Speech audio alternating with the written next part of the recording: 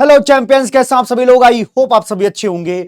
आज मैं बताने वाला हूं कि हेलो एल्केन और हेलो एरीन्स में मेनली हमें किन किन बातों का ख्याल रखना है, जिसको भैया ध्यान से देख करके ही जाना। ये वीडियो भी आपके बड़े काम के आने वाली है, ये आपको पता चल जाएगा अगले 10 मिनट के अंदर अंदर। देखिएगा हेलो एल्केन और हेलो एरीन्स में देखो मेनली सही सही बोला जाए तो SN1 वर्सेस SN2 आना चाहिए। अब आपको ना वो थ्योरेटिकल पार्ट जान के कोई फायदा नहीं है, आपके पास टाइम इतना है कि आप रिएक्शन को देखकर SN1 बता सकें, SN2 बता सकें, और वो मैं आज बताने वाला हूं। ठीक है, इसके बाद E1 E2 और E1 CB में हम कैसे पहचाने, हमें ये आना चाहिए। तो प्राइमरली मैं सही बताऊं तो एक पीपीटी में ही ढंग से मैं ये पांचों चीजें एकदम क्लियर करने वाला हूं। दुख तकलीफ समस्या नहीं आएगी, नहीं आएगी बोल रहा हूं, ध्यान दीजिए। अगला है SN2AR, इससे ज्यादातर लोग परिचित होते हैं। आइए देखते हैं। जैसे कि ध्यान सुनिएगा, मैं यहां पर पहले लिखने वाला हूं, जैसे SN1 रिएक्शन का एग्जांपल लिख देता हूं। कैसे पता चलेगा SN1 है? अच्छा, मैंने SN1 लिख करके गलती की, क्यों? क्योंकि हमें भैया यहां टॉपिक नहीं पढ़ाना, हमें निकालना सिखाना है। देखो, इसको देखने के बाद हम सोचेंगे कि देखो भैया हमारा सॉल्वेंट कैसा है, हमारा रिएक्टेंट कैसा है। सॉल्वेंट चिल्ला चिल्ला कर कह रहा है मैं पोलर प्रोटिक सॉल्वेंट हूं, अगर तुम कार्बोकैटायन बना दोगे तो मैं तुम्हारा स्टेबल कर दूंगा जी कार्बोकैटायन। अब तुमने देखा, अच्छा एक तो ये कैसे हैं, कैसे हैं भैया? Polar protic. दूसरे ये जो भाई साहब दिख रहे हैं, अगर मैं इनको कैसा बना दूं जी? अरे बोलो भैया, ब्रोमीन को हटाकर अगर मैं यहां पर प्लस बना दूं, कहां पर? यहां जो CH2 है उस पर प्लस बना दूं, तो क्या यहां से OH जो है प्लस M करके इस CH2 प्लस को ज्यादा स्टेबल कर पाएगा? यस कर पाएगा। तो भैया जी इसका मतलब ये मैकेनिज्म ऐसा जाना चाहिए, और ये रास्ता SN1 कहलाता है। ये रास्ता SN1 कहलाता है। यहां पर क्या हो जाएगा? प्लस। बाद में क्या होगा? ये सॉल्वेंट के रूप में जो C2H5OH है उसका लोन पेयर अटैक करेगा, और यहां पर क्या हो जाएगा? CH2O C2H5, ये वाला पार्ट यहां पे लग जाएगा। ठीक, तो पहचानना यहां पे देखिए हमने सीखा। दूसरी बात देखिएगा, ध्यान दीजिएगा, ये देखिए भाई साहब हमें दिख रहे हैं 3 डिग्री कार्बोकैटायन, पहली चीज। दूसरी, ये जो सॉल्वेंट है ये भैया पोलर प्रोटिक है, ये कह रहा है कि तुम कैटायन बनाओ, मैं तुम्हारा कैटायन स्टेबल कर दूंगा। तो इन्होंने अपने आप को 3 डिग्री कार्बोकैटायन बनवा दिया। क्या किया जी? अरे बोलना भाई, क्या किया जी? 3 डिग्री कार्बोकैटायन, 3 डिग्री कार्बोकैटायन बना दिया। अब इस पर वाटर अटैक करके SN1 रिएक्शन बना देगा। कंफ्यूजन है ही नहीं इसमें। यहां पर देखो सामने ये देख रहा, सॉल्वेंट चिल्लाकर कह रहा है मैं SN1 करने को तैयार हूं, बाकी बुद्धि तुम्हें लगानी है। तो यहां से ये वाला बॉन्ड तोड़िए, इसके बाद इसको एक्सपैंड कराइए, 6 नंबर रिंग बनाइए, और यहां पर C2H5OH में जो ऑक्सीजन पर लोन पेयर उससे अटैक करवा दीजिए। आइए, कंफ्यूजन कब खत्म होगी? जब क्या होगा, इसी जैसा कोई मटेरियल पढ़ाया जाए। जैसे कि देखो यहां पर अगर मैं कहूं SN1 पॉसिबल है, आप कहोगे सर मास्टर साहब कैसी बात कर रहे हो? ये देखिए ये कैसे हैं भाई साहब, C2H5O नेगेटिव, इसके बाद K प्लस। ये तो चिल्ला चिल्ला कर कह रहा है कि भैया मैं एनायनिक पार्ट में हूं, मैं न्यूट्रल नहीं हूं, मैं कोई कार्बोकैटायन को स्टेबल करने वाला सॉल्वेंट नहीं हूं, मैं अटैकिंग स्पीसीज हूं। अच्छा, तो ये मतलब आप कह रहे हो कि अगर ये चार्ज आ जाए कुछ इस तरीके से तो हमें SN1 प्रेफर करना चाहिए। इतना ही नहीं, दूसरी बात देखिए, यहां पर जो कार्बन है, इस कार्बन पर जो डेल प्लस है, ठीक है, उस डेल प्लस को और बढ़ा देगा जी। कौन? ये NO2। या ऐसे बोल दो, अगर मान लो मैंने सोचा होता कि हाँ SN1 होगा, तो मैं कहूंगा यहां मैं प्लस बनाऊंगा। अरे प्लस का सत्यानाश कर देगा कौन? NO2। क्यों? क्योंकि इलेक्ट्रॉन अपनी तरफ खींचेगा तो ये प्लस चार्ज और बढ़ता जाएगा, कार्बोकैटायन लेस स्टेबल होगा। तो दोनों तरीके समझ में आया। इसको देख करके भी समझ में आ रहा है कि हम SN1 के नहीं जा सकते, SN2 के थ्रू ही जाएंगे। तो ये डायरेक्ट अटैक करेगा और ब्रोमीन यहां से गायब है। देखो दोनों ही 1 डिग्री थे, दोनों 1 डिग्री थे, कंफ्यूजन खत्म, सॉल्वेंट देखकर जवाब बनता है। दूसरी बात देखेंगे, ध्यान सुनिएगा, यही चीज मैंने यहां ली हुई है। अगर मैं लिख देता OH नेगेटिव तो मैं कहता कि भैया ये पॉसिबल नहीं है, SN2 reaction is not possible at 3 degree 3 degree carbon, है ना। लेकिन यहां देखो OH नेगेटिव के साथ हीट दिया है। अब OH नेगेटिव के साथ हीट प्रेफर करता है E2 मैकेनिज्म। क्या प्रेफर करता है? E2 mechanism. कैसे होगा E2 मैकेनिज्म? लिखना चाहेंगे, देखना चाहेंगे, देख लीजिए। देखना चाहेंगे तो देख लीजिए भैया, क्या कहना चाह रहा हूं कि देख भाई यहां पर ET है, यहां पर CH2 है, ध्यान दें यहां पर CH2 और यहां पर CH3, इसको CH3 कर लीजिए, और यहां पर क्या हो जाएगा? क्लोरीन हो जाएगा। यहां पर क्लोरीन हो जाएगा। हमने क्या किया जी? हमने क्या किया?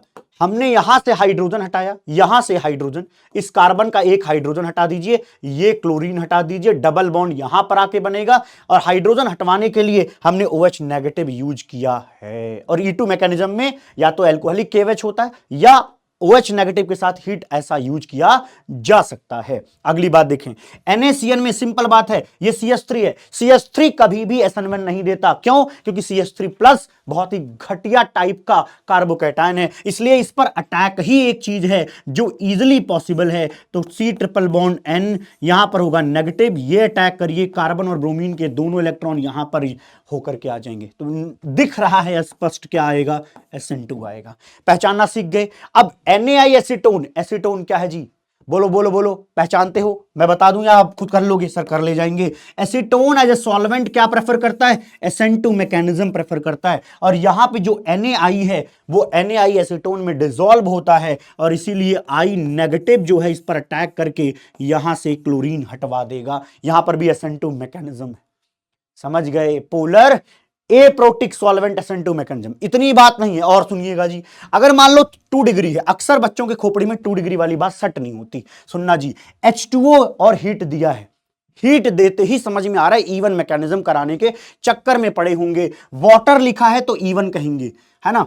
यहां पे आप इवन मैकेनिज्म जाइए, हीट के साथ OH नेगेटिव दिया है तो E2 मैकेनिज्म जाइए। सिंपल बात है, साधारण। तो इस तरीके से जब आयन के फॉर्म में Na प्लस OH नेगेटिव लिखिए, हीट के साथ E2 है, ये देखिए पोलर प्रोटिक है तो E1। क्यों? क्योंकि कार्बोकैटायन बनाना आसान होगा इनमें। अब यहां देख लीजिए भैया, इनमें क्या कराएंगे? एल्कोहलिक KOH हीट, दिमाग में तुरंत पहले E2 आता है, लेकिन सोचिए कि अगर ये हाइड्रोजन प्रोटिक हुआ, कोई भी तरीके से एक अच्छा अगर प्रोटिक हाइड्रोजन बन जाए कहीं पर, तो वहां पर E1CB मैकेनिज्म होगा, कॉन्जुगेट बेस बनाकर करना पड़ेगा। अब की बार का एल्कोहलिक KOH क्या करेगा? RO नेगेटिव क्या करेगा? यहां से H प्लस उठाएगा और दोनों इलेक्ट्रॉन को पहले इस कार्बन को देगा, है ना? तो यहां पर नेगेटिव चार्ज बनेगा। ध्यान दीजिएगा, मैंने क्या बोला, यहां लिख देता हूं, यहां लिख देता हूं भैया, यहां लिख देता हूं। क्या बोला मैंने? कि देख बाबा, यहां पे क्या करना है? NO2, इसके बाद है CH नेगेटिव, इसके बाद क्या है? CH2Cl।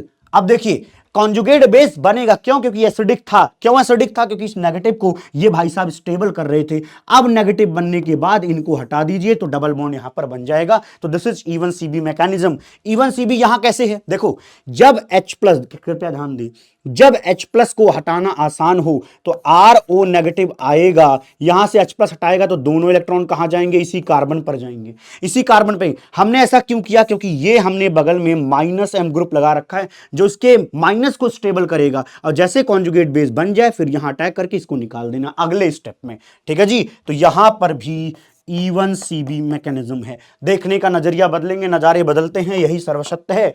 ठीक है जी? आइए अगली बात देखते हैं। ये बात क्या कर रहे हैं? C2H5। अब ये मत पूछना जी अब क्या होगा सर, कर लोगे? अरे बोलना भाई, हीट दे रखी है, कहीं ना कहीं वो प्रेफर कराना चाहते हैं E1, कहीं ना कहीं वो E1 प्रेफर कराना चाहते हैं आपसे। ठीक है जी? अब ये देखिए, ये आपको चिल्ला चिल्ला कर बता रहा है मैं E2 कराना चाहता हूं। नेगेटिव पार्ट इस तरीके से डायरेक्ट यहां अटैक, ये हट जाएगा, लेकिन यहां पर क्या होगा? कार्बोकैटायन बनेगा। फिर इसको यहां कार्बोकैटायन बनाइएगा, इसमें बनाने के बाद क्या होगा? हाइड्राइड शिफ्ट होगा, समझ गए? फिर ये वाला हाइड्रोजन डबल बॉन्ड वहीं आएगा, लेकिन मैकेनिज्म में अंतर आएगा। ठीक है? आइए SN2AR देखते हैं। तो सिंपल है, जहां पर ये देखें जिसको हटाना है उसके पैरा और ऑर्थो पोजीशन पर क्या लगा होना चाहिए? NO2 ग्रुप या कोई अच्छा सा -M ग्रुप लगवा दीजिए, कहानी बन जाएगी। जब NaOH की रिएक्शन करानी है, इस रिएक्शन को SN2AR रिएक्शन कहते हैं। यहां पर देखें, NO2 के रिस्पेक्ट में इनको हटाना आसान है, आप इनको नहीं हटा सकते। क्यों? क्योंकि ये इनके किस पर है? मेटा पोजीशन पर। तो ये नहीं हटेगा, बट ये हट जाएगा। अगर ETO नेगेटिव अटैक करेगा तो ये टूट जाएगा और यहां पर OET आ जाता है। चलिए अगली बात देखते हैं। Br2HNO के साथ रिएक्शन कराइए, है ना? मोनोब्रोमिनेशन करवा रहा हूं मैं, CH2Br बन जाएगा। फिर एक रिएक्शन आती है दैट इज NaI एसीटोन, जो कि मैंने पहले ही बता दिया है। क्या होगा जी? अरे बोलो रे, CH3CH2I।